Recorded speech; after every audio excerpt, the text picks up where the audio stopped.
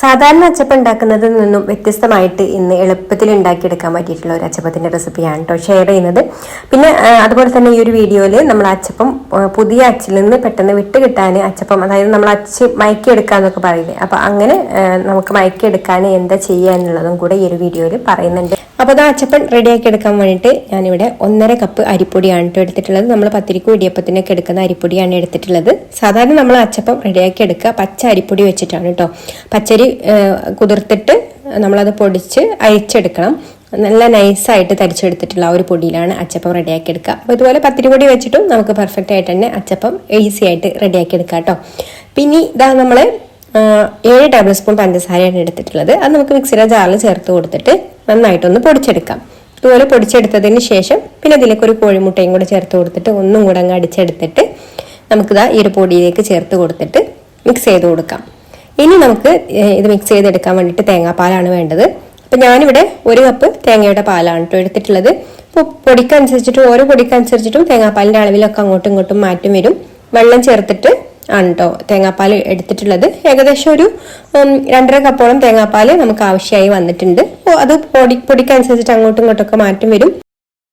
അപ്പം നമ്മൾ കൺസിസ്റ്റൻസി നോക്കിയിട്ട് അതിനനുസരിച്ചിട്ട് തേങ്ങാപ്പാൽ ചേർത്ത് കൊടുത്താൽ മതി. അപ്പോൾ കുറേശ്ശെ തേങ്ങാപ്പാൽ ചേർത്ത് കൊടുത്തിട്ട് നന്നായിട്ട് ഒട്ടും കട്ടയില്ലാതെ തന്നെ നന്നായിട്ടൊന്ന് മിക്സ് ചെയ്ത് കൊടുക്കാം. ഇനി ഇതിലേക്ക് പാകത്തിന് ഉപ്പ്, ഒരു 1/4 ടീസ്പൂൺ ഉപ്പ് ചേർത്ത് കൊടുക്കുന്നുണ്ട്. പിന്നെ നമ്മൾ കറുത്ത കരിഞ്ജീരകം ഉണ്ടല്ലോ, കരിഞ്ജീരകമാണ് കേട്ടോ ചേർത്ത് കൊടുക്കുന്നത്, അല്ലെങ്കിൽ എള്ള് ചേർത്ത് കൊടുക്കുകയും ചെയ്യാം.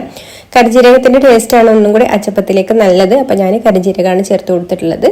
1 ടേബിൾ സ്പൂൺ കരിഞ്ജീരകവും ചേർത്ത് നന്നായിട്ടൊന്ന് മിക്സ് ചെയ്ത് കൊടുക്കുന്നുണ്ട്.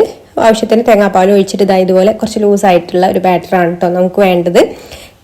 ഇനി ഇതാ ഒരു പാനിൽ ഓയിൽ നന്നായിട്ട് ചൂടായി വന്നതിന് ശേഷം നമുക്ക് അച്ചപ്പത്തിൻ്റെ അച്ച് ചൂടാകാൻ വേണ്ടിയിട്ട് അതിലേക്ക് വെച്ച് കൊടുക്കാം.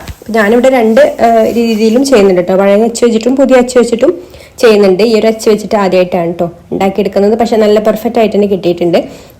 അച്ച് ഞാൻ ഒരു ദിവസം പുളിവെള്ളത്തിലിട്ട് വെച്ചിട്ടുണ്ടായിരുന്നു കേട്ടോ. അപ്പോൾ അത് പുതിയ അച്ച് ഇതുപോലുള്ള അച്ച് വാങ്ങിയാൽ നമ്മൾ പുളിവെള്ളത്തിലിട്ട് വെച്ചാൽ, ഒരു ദിവസം പുളിവെള്ളത്തിലിട്ട് വെച്ചാൽ അച്ചിൽ നിന്ന് പെട്ടെന്ന് തന്നെ വിട്ട് നമുക്ക് പെർഫെക്റ്റ് ആയിട്ട് തന്നെ അച്ചപ്പം റെഡിയാക്കി എടുക്കാം. അച്ചിൽ മാവ് പിടിക്കാത്ത പ്രശ്നമൊന്നും വരില്ല കേട്ടോ. ഇങ്ങനെ അച്ചപ്പത്തിൻ്റെ അച്ച് മയക്കി എടുക്കുകയാണെന്നുണ്ടെങ്കിൽ ചൂടായി വന്നതിന് ശേഷം നമ്മൾ കുറച്ച് മാവ് എടുത്തിട്ട് വേറൊരു ബൗളിലേക്ക് മാറ്റാം. കാരണം നമ്മൾ ഈ ഒരു ചൂടുള്ള അച്ച് ഇതിൽ ഡിപ്പ് ചെയ്യുന്ന സമയത്ത് ഈ ഒരു മാവ് ഒന്ന് തിക്കാവാൻ ചാൻസ് ഉണ്ട്. അപ്പോൾ മൊത്തത്തിൽ തിക്കാക്കി എടുക്കണ്ട. പിന്നെ നമ്മൾ ഇടയ്ക്ക് തിക്കായി വരുമ്പോൾ കുറച്ച് തേങ്ങാപ്പാൽ അവിടെ മാറ്റി വെച്ചിട്ട്, തേങ്ങാപ്പാലോ വെള്ളം മാറ്റി വെച്ചിട്ട് ഒന്ന് ലൂസാക്കി എടുത്താൽ മതി കേട്ടോ.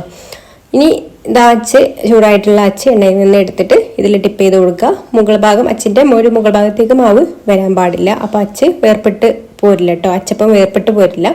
ഇനി നമുക്കത് നല്ല ചൂടായിട്ടുള്ള ഓയിലേക്ക് ഇതുപോലെ വെച്ച് കൊടുക്കാം. പെട്ടെന്ന് തന്നെ ഇതിൽ നിന്ന് വിട്ട് വരും കേട്ടോ. എന്നിട്ട് നമ്മൾ ഇത് വിട്ട് കഴിഞ്ഞാൽ ഈ ഒരു ഓയിലിൽ തന്നെ ഈ ഒരു അച്ച് വെക്കണം കേട്ടോ. എന്നാലേ ഉള്ളൂ അടുത്ത് ഉണ്ടാക്കിയെടുക്കാൻ ഇത് നന്നായിട്ട് ചൂടായിട്ട് വരുള്ളൂ. അപ്പോൾ 2 സൈഡും റെഡി ആയി കഴിഞ്ഞാൽ നമുക്ക് ഒന്ന് കളറ് മാറിക്കഴിഞ്ഞാൽ തന്നെ നമുക്കിത് എടുത്ത് മാറ്റി വെക്കാം. ഇതൊന്ന് ചൂടാറി കഴിഞ്ഞാലാണ് കേട്ടോ നല്ല ക്രിസ്പി ആയിട്ട് കിട്ടുക. അപ്പോൾ ഞാനിതാ ഈ ഒരു പുതിയ അച്ച് വെച്ചിട്ടും ഇതുപോലെ തന്നെ ചെയ്തെടുക്കുന്നുണ്ട്. പുതിയ അച്ച് നന്നായിട്ട് ചൂടായി വന്നതിന് ശേഷം ടിപ്പ് ചെയ്തിട്ട് നമുക്ക് വെച്ച് കൊടുത്താൽ ഇതാ നല്ല പെർഫെക്റ്റ് ആയിട്ട് തന്നെ പെട്ടെന്ന് തന്നെ വിട്ടു പോകുന്നിട്ടുണ്ട് കേട്ടോ. ഇനി തിരിച്ചിട്ട് കൊടുത്തിട്ട് ഇതുപോലെ ഈ ഒരു കളറായിട്ട് വരുന്ന സമയത്ത് നമുക്ക് എടുക്കാം. ബാക്കിയുള്ളതെല്ലാം നമുക്ക് ഇതുപോലെ തന്നെ ചുട്ടെടുക്കാം.